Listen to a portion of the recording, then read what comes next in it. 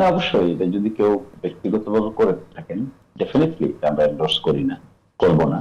এবং আপনি দেখবেন এই বক্তব্য যিনি দিয়েছেন, এই বক্তব্য দেওয়ার পরেই জামাত ইসলামী বিবৃতি দিয়ে বলেছেন যে জামাত ইসলামী তার বক্তব্যের সঙ্গে একমত নয়, এবং একই সাথে তাকে শপথ করা হয়েছে।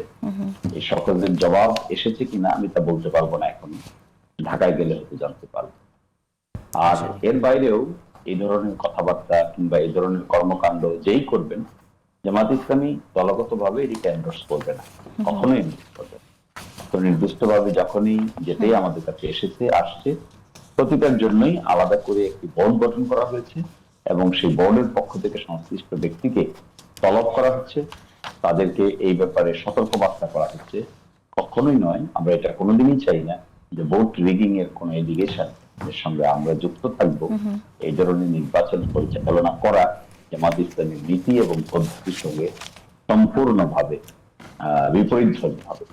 ফলে আমরা will be happy to see যে এরকম সুনির্দিষ্ট এলিগেশন থাকলে আমাদের কাছ পর্যন্ত যদি আসে, অনেকটা মিডিয়ার মাধ্যমে আসতে পারে, অনেকটা ব্যক্তিগত পর্যায়ে আসতে পারে, ডেফিনেটলি এই অভিযোগগুলো কিন্তু সুনির্দিষ্টই অ্যাডভোকেট শিশির মনির। আমরা যে যে উদাহরণগুলো সামনে আনলাম সেগুলো কিন্তু সুনির্দিষ্ট অভিযোগ, এবং জামাতের সিনিয়র নেতারা যদি এরকম কাজ করেন বা মন্তব্য করেন, সেই জায়গা থেকে কি এই পারসেপশনটা তৈরি হওয়াটা খুবই সহজ কিনা যে জামাতে এরকম একটা চেষ্টা করতে পারে নির্বাচন?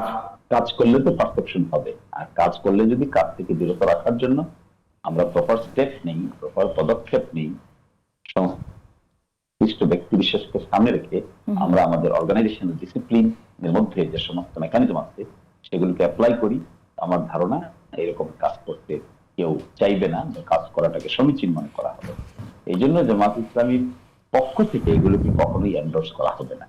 যে ব্যক্তি আমি আগেই বলেছি, সাথে সাথেই কিন্তু আপনার বিবৃতি দিয়েছে জামাত ইসলামী, দিয়ে বলেছেন যে ওনার এই বক্তব্যের সঙ্গেও আমরা একমত নই। ব্যক্তিগতভাবে ওই ব্যক্তিকেও সকস করা হয়েছে, explain why did he say all these words, এবং এই ব্যাপারে জামাত ইসলামী কখনোই কাউকে প্রশ্রয় দেওয়ার পক্ষে না।